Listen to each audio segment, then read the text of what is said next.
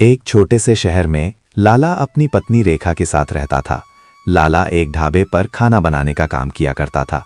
ढाबे पर सबसे ज्यादा फेमस थी लाला के हाथों की बनाई गई बिरयानी। एक रात लाला अपनी पत्नी रेखा से कहता है, रेखा, मैं ढाबे पर बहुत मेहनत करता हूँ, फिर भी सेठ मेरे काम का मुझे उतना पैसा नहीं देता है। अजी, कैसी बातें करते हैं आप? सेठ तो हर महीने आपको काम के अच्छे पैसे देता है, वो भी पूरे 1 लाख रुपए। भला और क्या चाहिए? आज के वक्त में 1 लाख रुपए में होता ही क्या है? मुझे तो ज्यादा पैसा कमाना है ताकि मेरा भी बड़ा मकान हो, बड़े मकान के आगे बड़ी गाड़ी हो। अजी अजी, जरा अपनी जुबान पर रोक तो लगाइए। ज्यादा पैसे कमाना कोई आसान बात थोड़े ना है, और जब हम लोगों का इतने में गुजारा हो जाता है तो फिर ज्यादा का क्या सोचना। मैंने सोच लिया है कि अब से मैं अपना ढाबा खोलूंगा जिस पर कई तरह की बिरयानी मिलेगी।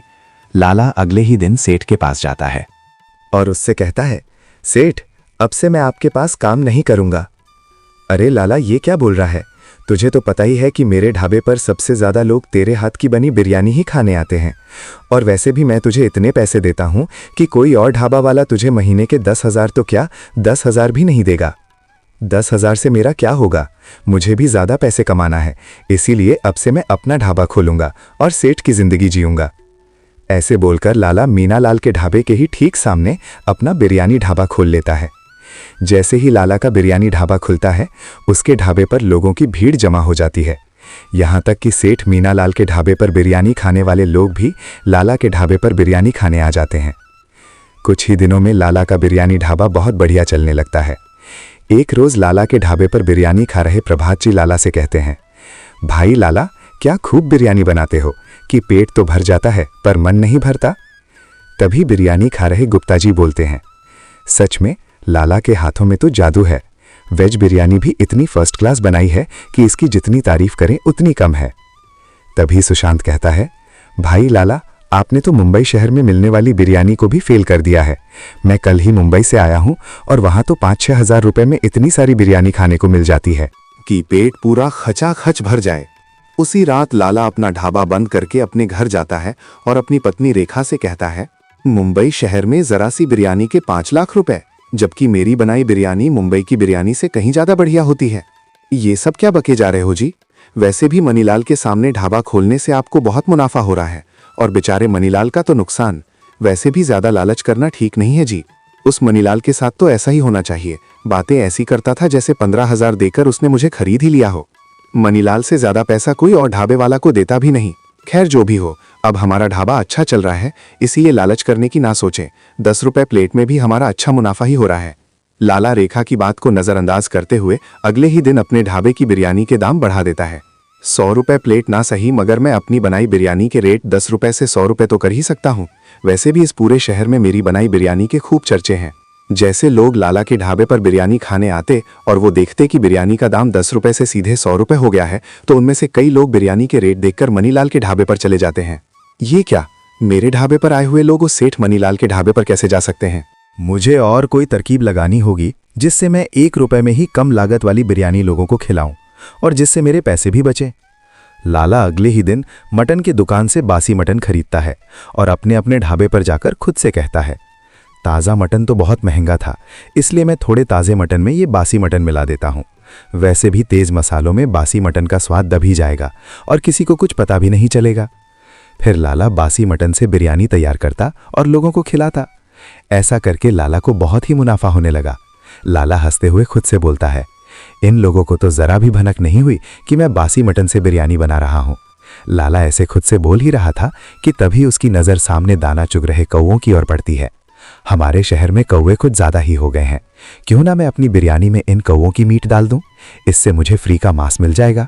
पर वैसे भी लोगों को जब बासी मटन के बारे में पता नहीं चला तो कौवे के मांस के बारे में क्या खाक पता चलेगा। फिर लाला सवेरे जल्दी उठकर बाहर दाना चुग रहे कौवे पकड़ लेता है और चुपके से कौवे को ढाबे में ले जाकर उसको काटकर उसका मांस निकाल लेता है और थोड़े से ताज़े मटन में वो कौवे का मांस मिलाकर बिरयानी तैयार कर देता है।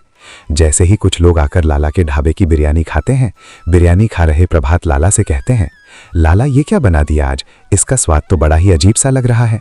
अरे अरे प्रभात भाई, आज मैंने अपनी बिरयानी में कुछ नए मसाले डाले हैं, इसलिए स्वाद कुछ बदल गया होगा। लाला, कुछ भी हो जाए, आज की बिरयानी में वो मज़ा नहीं है जो रोज़ की बिरयानी में होता है। अरे, कहीं इन्हें कुछ पता ना चल जाए। अगर इन सभी को पता चल गया कि इसमें मैंने कौवे का मीट मिलाया है तो लेने के देने पड़ जाएंगे। सभी लाला की बिरयानी खाकर वहां से चले जाते हैं। कुछ दिनों तक लाला ऐसे करता है। वो रोज सुबह जल्दी उठकर कुछ कौवे पकड़ता और उनका मीट अपनी बिरयानी में डालकर पकाता। लाला को इससे बहुत मुनाफा होने लगा। लाला कुछ ही दिनों में गाड़ी बंगले वाला बन गया। लेकिन एक रोज लाला की बिरयानी खाकर प्रभात व बाकी और लोग भी बहुत बीमार पड़ गए और उन्हें तुरंत हॉस्पिटल में एडमिट होना पड़ा। उन बीमार लोगों की जांच के बाद डॉक्टर ने बताया, हम लोग आमतौर पर मटन, चिकन, मच्छी ये सभी खाते हैं, मगर तुम लोगों ने कौवे का मीट खाया है, जिसकी वजह से तुम्हारी ये हालत हुई है। ये क्या कह रहे हो डॉक्टर? मैं तो आए दिन लाला के ढाबे पर मटन बिरयानी ही खाता हूँ। जरूर ये लाला बिरयानी में कौवे का मीट ही मिला रहा होगा, तभी तो कुछ दिनों से उसकी बनी बिरयानी का टेस्ट बड़ा ही अजीब सा था। हाय हाय, ये लालची तो था ही, मगर पैसा कमाने के लिए इस हद तक जा सकता है, हमने ना सोचा था। तभी मैं कहूँ, चौराहे पर दाना चुगने वाले कौवे आए दिन कम कैसे होते जा रहे हैं। इसे तो कल सबक सिखाते हैं। जब लाला कल सवेरे कौवे पकड़ने आएगा तो उसे रंगे हाथ पकड़कर उसे पुलिस के हवाले माँ किया ना तो मेरा नाम सुप्रिया नहीं। हाँ, फिर क्या था, अगले ही दिन सुप्रिया अपने साथ कुछ लोगों को इकट्ठा करती है और जैसे ही लाला कौवे पकड़कर अपने ढाबे पर उसका मीट अपनी बिरयानी में मिलाता है तो सुप्रिया के साथ आए सभी लोग लाला को रंगे हाथ पकड़ लेते हैं और उसकी बहुत पिटाई लगाते हैं। अरे मर गया, रे मर गया, अरे भाई भगवान के लिए हमें छोड़ दो भाई, हमको छोड़ दो, मैं वादा करता हूँ आज के बाद फिर कभी ऐसी गलती नहीं करूंगा। लाला, अब तो तुझे हम लोगों ने रंगे हाथ अपनी बिरयानी में कौवे का मीट मिलाते पकड़ा है, अब तो तुझे हम तो क्या भगवान भी नहीं बचा सकता। तभी वहां पुलिस आती है और लाला को हथकड़ी पहनाते हुए बोलती है, लाला, बहुत शौक था तुझे कम लागत में ज्यादा पैसे कमाने का। तूने जो लोगों की जिंदगी के साथ खिलवाड़ किया है ना, उसका जुर्माना तो तुझे भुगतना ही होगा। सबसे पहले तो तेरा ढाबा बंद होगा, उसके बाद जो भी तूने अपने लालच से पैसा कमाया है वो सब भी जाएगा साहब। मैं आपके आगे हाथ जोड़कर माफी मांगता हूँ, मुझे माफ कर दीजिए। मैं कसम खाकर कहता हूँ, मैं कभी फिर जिंदगी में लालच नहीं करूंगा। पास में खड़े गुप्ता जी कहते हैं, इस लालची बिरयानी वाले को जितनी सजा दी जाए उतनी कम है।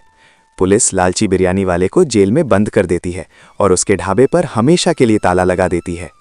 उसका लालच से इकट्ठा किया सारा धन भी उसकी बिरयानी खाकर बीमार हुए लोगों में बांट देती है। लाला का ढाबा बंद हो जाने से मनीलाल का ढाबा फिर से चल पड़ता है। लाला को जेल की हवा खाकर समझ आ जाता है कि लालच करना सच में बुरी बला है, इससे किसी का भला नहीं होता, और वो कसम खाता है कि आज के बाद लालच कभी नहीं करेगा।